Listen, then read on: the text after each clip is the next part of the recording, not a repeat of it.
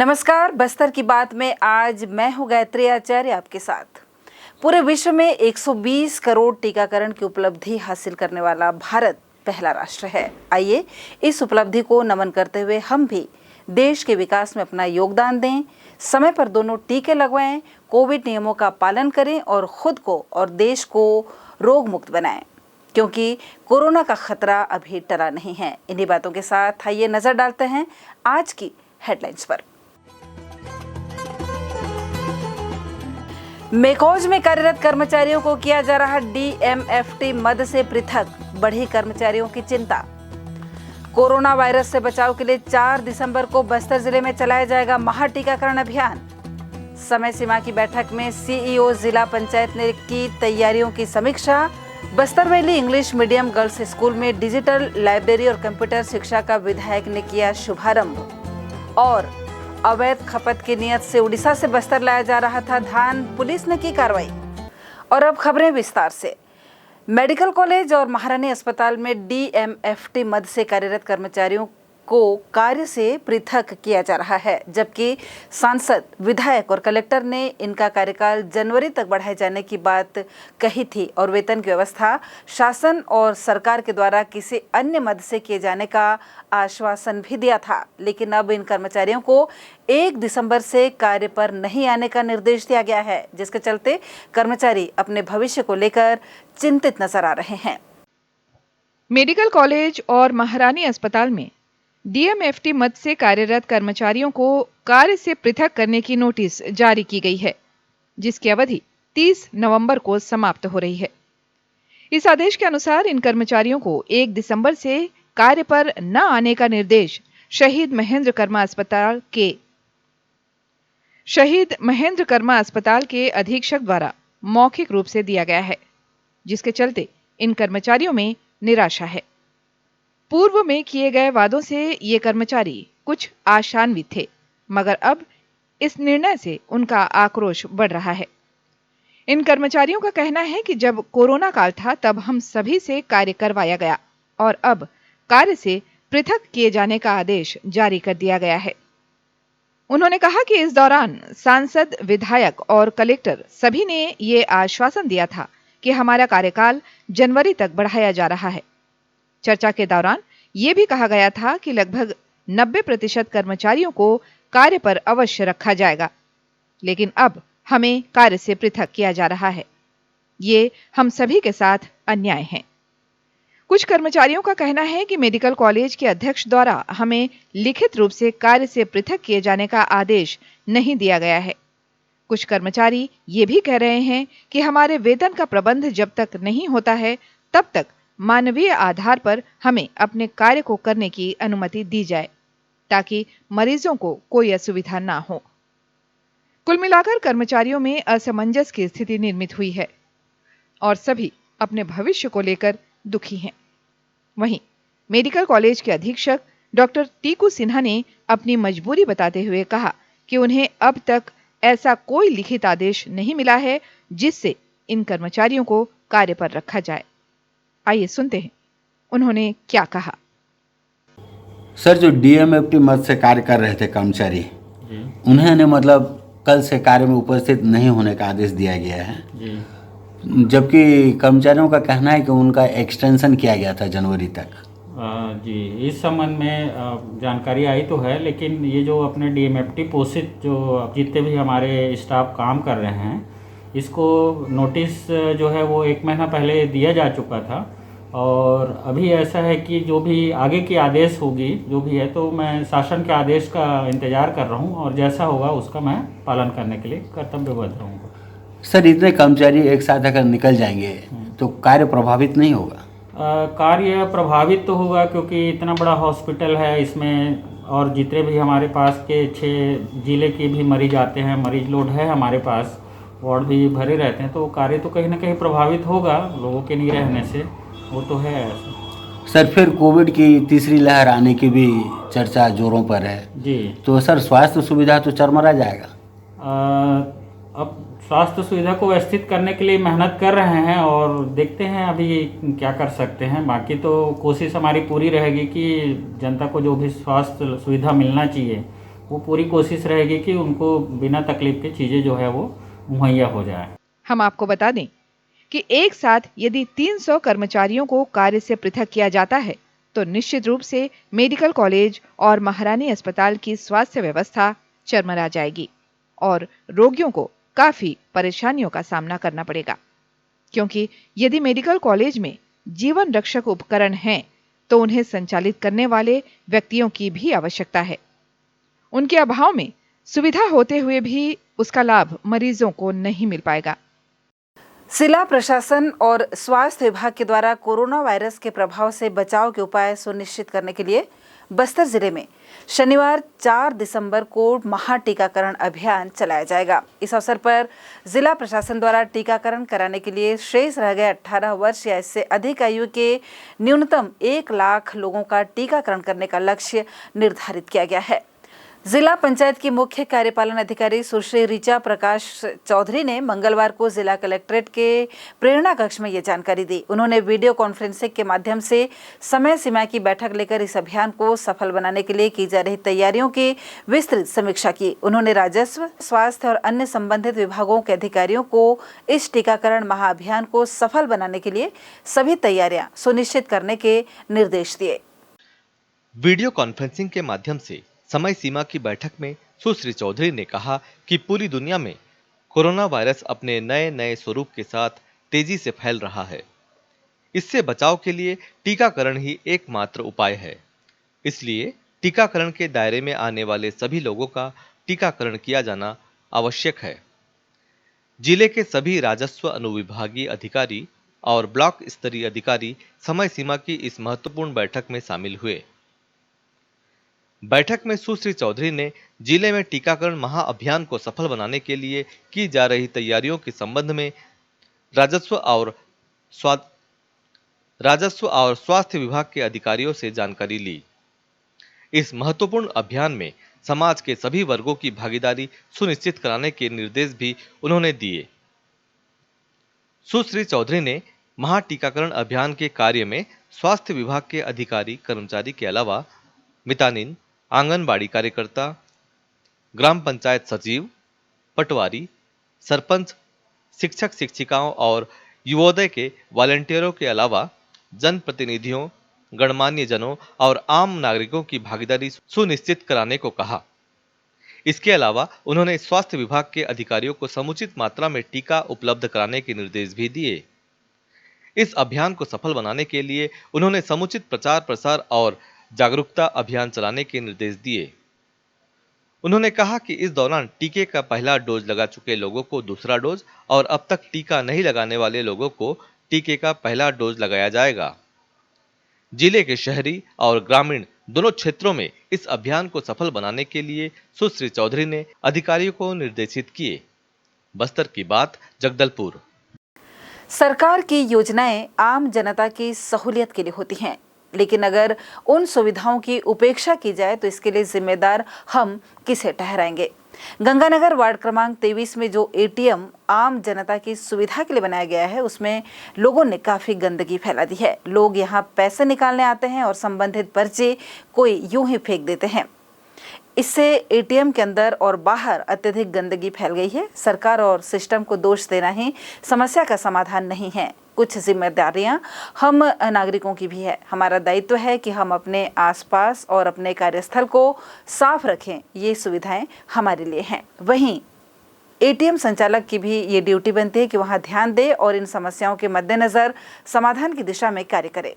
विधायक और संसदीय सचिव रेख चंद जैन ने मंगलवार को जगदलपुर विधानसभा क्षेत्र के सुदूर वनांचल क्षेत्र के 7 ग्राम पंचायत नेतानार, पराली, छोटे बोदल, बड़े मुरमा, छोटे मुरमा, सिडमुड़ और कैकागढ़ में 4,40,56,000 रुपए के रेट्रोफिटिंग नल जल प्रदाय योजना के कार्यों का भूमि पूजन किया। इस दौरान उन्होंने उपस्थित ग्रामवासियों को संबोधित किया। 40 लाख लीटर का पानी टंकी भी बनेगा और 315 परिवार को कनेक्शन भी मिल जाएगा। सोलर पंप भी लगेगा, पावर पंप भी लगेगा, बोरिंग भी होगा। इस तरीके से 1 करोड़ 2 लाख रुपया, मतलब 102 लाख 102 लाख रुपया ये तुम्हारे जामावाड़ा के लिए स्वीकृत कराए हैं। हमारे गांव के लोग को कोई तकलीफ नहीं हो, इसके लिए हम लोग सब काम कर रहे हैं। और परदेसी माता का आशीर्वाद है हमारे साथ में, तुम सब लोगों का आशीर्वाद है हमारे साथ में कि जामावाड़ा के लिए जो भी जरूरत होगा उसको हम लड़ेंगे और लेके आएंगे। और हमारे गांव के सियान सजन माता बहन सब लोग खुश रहना चाहिए, ये हमारा सोच है। लगातार हम गांव-गांव में नल जल योजना बना रहे हैं कि हमारे लोगों को कोई तकलीफ नहीं होना चाहिए। किसान लोग के लिए काम कर रहे हैं हम लोग। 1700 में धान नहीं बिकता था, 2500 रुपए क्विंटल में धान खरीद रहे हैं।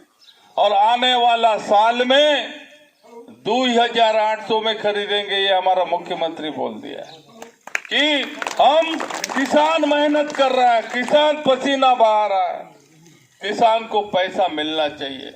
किसानों का कर्ज माफी का काम अगर किया तो कांग्रेस पार्टी किया, कांग्रेस सरकार किया। गांव के सब लोगों का राशन कार्ड अगर बना के दिया तो कांग्रेस पार्टी बना के दिया। नहीं तो पहले रंग बिरंगा कार्ड था, कोई नीला, सिलेटी, केसरिया, काय रंग का कार्ड, गांव के लोग को आपस में लड़ाने का काम। लेकिन कांग्रेस का सरकार बना, आप लोग विधायक बनाया मेरे को, हमारा मुख्यमंत्री भूपेश बघेल बना, गांव के सब लोगों का राशन कार्ड बना कर दिया। ये कोरोना काल में ये पूरा नवंबर महीना तक पूरा चावल फ्री में देने का काम किया था कांग्रेस पार्टी। हमारे गांव के लोगों को कोरोना से बचाने के लिए कोरोना का टीका लगा, ये तुम्हारा विधायक खड़ा है। 2 करोड़ रुपए अपना विधायक निधि पूरा हमारा जनता का जिंदगी को बचाने के लिए दिया कि सबको इंजेक्शन लग जाए, सब लोग सुरक्षित हो जाए। और अब वक्त हो चला है एक छोटे से ब्रेक का। ब्रेक के बाद मिलते हैं और खबरों के साथ।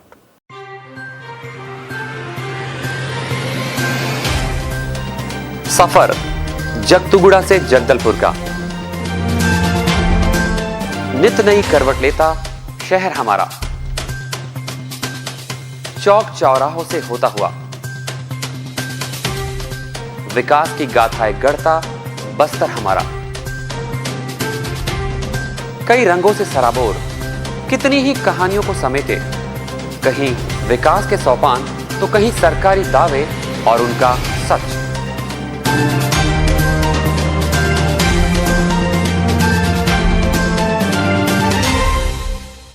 आतंक से दहलते जंगल, जमीन और जीवन, साहस और धैर्य से करवट लेती जिंदगी, राजनीति की चौसर के जाने अनजाने दांव, व्यवस्था की खूबी, कमी और खामी, खूबसूरत नजारे। अब होगी हर बात हमारे साथ, बस्तर की बात।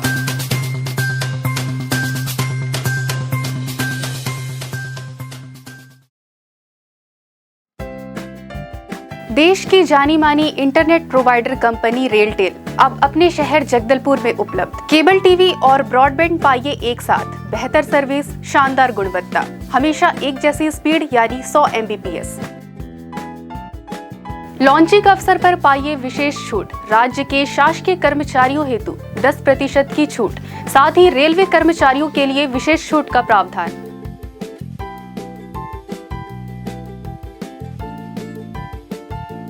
इंटरनेट कनेक्शन हेतु तत्काल अपने केबल ऑपरेटर से संपर्क करें या कॉल करें 9425262386 पर या 9617185020 पर।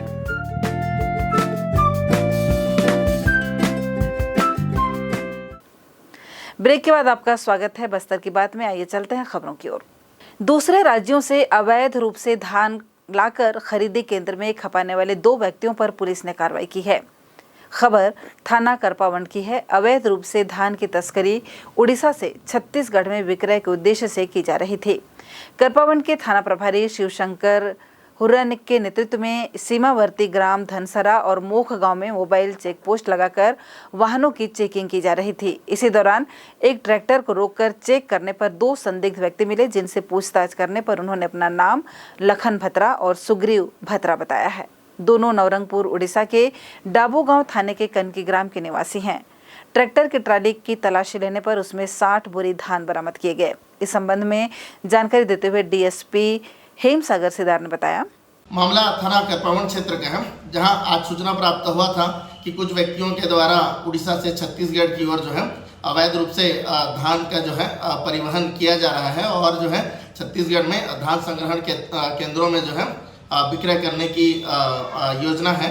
और इस सूचना पर थाना प्रभारी करपावन शिवशंकर हुर्रा के नेतृत्व में कार्यवाही हेतु टीम गठित कर उड़ीसा और छत्तीसगढ़ की सीमावर्ती क्षेत्रों में रवाना किया गया था। उक्त टीम के द्वारा मोखा गांव और सीमावर्ती क्षेत्र में जो है मोबाइल चेक पोस्ट लगाकर जो है वाहनों की चेकिंग की जा रही थी और इस दौरान जो है एक ट्रैक्टर को रोककर जो है चेक किया गया, जिसमें 2 व्यक्ति मिले, जिनसे पूछताछ करने पर अपना नाम लखन भत्रा सुग्रीव भत्रा दोनों निवासी नवरंगपुर क्षेत्र का होना बताया गया और जिनके पास से एक ट्रैक्टर मिला, जिससे तलाशी लेने पर जिसमें जो है करीब 60 बोरा अवैध धान जो है वो मिला, जिसके संबंध में पूछताछ करने पर इनके द्वारा बताया गया कि उक्त धान जो है उड़ीसा से छत्तीसगढ़ की ओर जो है लाया जा रहा है और इसे जो है राज्य शासन के जो संग्रहण केंद्र हैं वहाँ पर अवैध रूप से जो है विक्रय करने की योजना होना बताया गया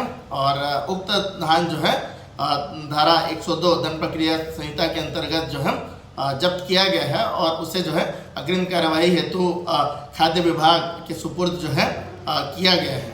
संसदीय सचिव रेखचंद जैन और महापौर सफीरा साहू ने शहर के धर्मपुरा स्थित Bastar valley English medium girls school में डिजिटल लाइब्रेरी और कंप्यूटर शिक्षा का शुभारंभ किया। साथ ही उन्होंने कंप्यूटर लैब और डिजिटल लाइब्रेरी का भी निरीक्षण किया। इस अवसर पर विधायक और संसदीय सचिव रेखचंद जैन ने कहा, आज हमारे जगदलपुर शहर में Bastar valley English medium school,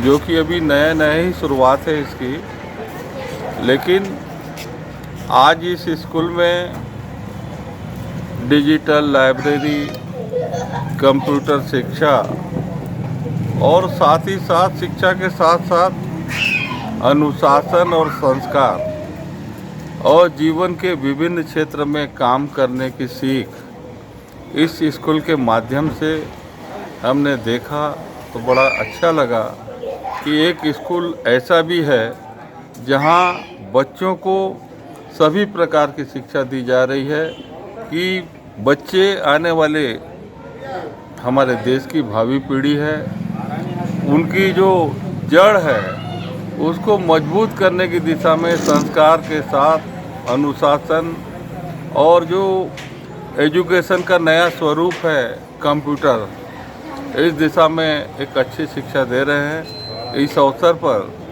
मैं Bastar valley English medium school के प्राचार्य, इनके समस्त स्टाफ को बहुत बधाई शुभकामनाएं देता हूं और मैं इतना विश्वास दिलाता हूं कि इनके स्कूल संचालन में कभी भी किसी प्रकार की ज़रूरत हो, हम और हमारा कांग्रेस परिवार पूर्ण रूप से इनके साथ में है। बहुत बहुत बधाई शुभकामनाएं। इस अवसर पर बच्चों को आधुनिक शिक्षा के साथ साथ आध्यात्मिक शिक्षा भी दिए जाने की बात कही शाला प्राचार्य रीता माने ने। मैडम, स्कूल तो बहुत से संचालित हो रहे हैं जगदलपुर में, आपके स्कूल में नवीनता क्या है? सर, मेरे स्कूल में नवीनता ये है कि मैं डिजिटल लाइब्रेरी खोली हूँ, आधुनिकता के साथ साथ आध्यात्म भी पढ़ाई शुरू की। मेरे स्कूल में हर सैटरडे गीता श्लोक, बाल विकास क्लासेस लगती हैं और मैं ज़रूरतमंद लोगों को, सबसे बड़ी विशेषता यह है कि मैंने ना किसी संप्रदाय ना किसी कुछ चीज़ का वो रखा है, जो एकदम जिनकी आर्थिक स्थिति कमज़ोर है और जो अपने बच्चों को आधुनिकता पढ़ाई नहीं करवा सकते, ऐसी 100 गर्ल्स को मैं free education Bastar valley English medium school दे रहा है, जिसमें अभी 5 छात्राएँ हैं जिन्हें मैं अपने ही Bastar valley English medium school वहन कर रहा है, उनके यूनिफॉर्म, बुक्स, ये सारी चीज़ें। और सर, आधुनिकता के साथ साथ अध्यात्म अनुशासन ये हमारा मोटो है और हमारा सिंगापुर स्कूल से एक अभी टाइप का चल रहा है कि 6 महीने यहाँ के बच्चे वहाँ जाएंगे और वहाँ के बच्चे हमारी कल्चर बस्तर एक्टिविटी क्या होता है बस्तर का आदिवासी का ये सारी चीज़ें वहाँ पे करेंगे। नगरनार थाना क्षेत्र के चोकावाड़ा में सोमवार की शाम सड़क में चलती एक वैन में अचानक आग लग गई। घटना की सूचना मिलने पर मौके पर पहुंची डायल 112 और फायर ब्रिगेड की टीम ने आग पर काबू पा लिया। जानकारी के अनुसार उड़ीसा के चांदली निवासी मोतीराम अपनी मारुति वैन को चोकावाड़ा स्थित एक गैरेज से बनवाकर वापस चांदली जा रहे थे। इसी दौरान वापसी में ही राष्ट्रीय राजमार्ग पर चलती वैन में अचानक आग लग गई। आग लगते ही चालक ने वाहन को सड़क के किनारे रखा और वैन से बाहर निकल गया।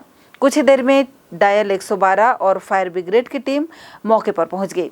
कड़ी मशक्कत के बाद वैन में लगी आग पर काबू पाया गया, लेकिन तब तक मारुति वैन पूरी तरह जल चुकी थी। चलते चलते आइए फिर नजर डालते हैं आज की हेडलाइंस पर। मेकॉज में कार्यरत कर्मचारियों को किया जा रहा DMFT मद से पृथक, बढ़ी कर्मचारियों की चिंता। कोरोना वायरस से बचाव के लिए 4 दिसंबर को बस्तर जिले में चलाया जाएगा महा टीकाकरण अभियान। समय सीमा की बैठक में CEO जिला पंचायत ने की तैयारियों की समीक्षा। Bastar valley English medium girls school में डिजिटल लाइब्रेरी और कंप्यूटर शिक्षा का विधायक ने किया शुभारंभ। और अवैध खपत की नियत से उड़ीसा से बस्तर लाया जा रहा था धान, पुलिस ने की कार्रवाई। बस्तर की बात में आज बस इतना ही। कल आपसे फिर मुलाकात होगी कुछ अन्य खबरों के साथ। तब तक के लिए हमें दीजिए इजाजत। नमस्कार।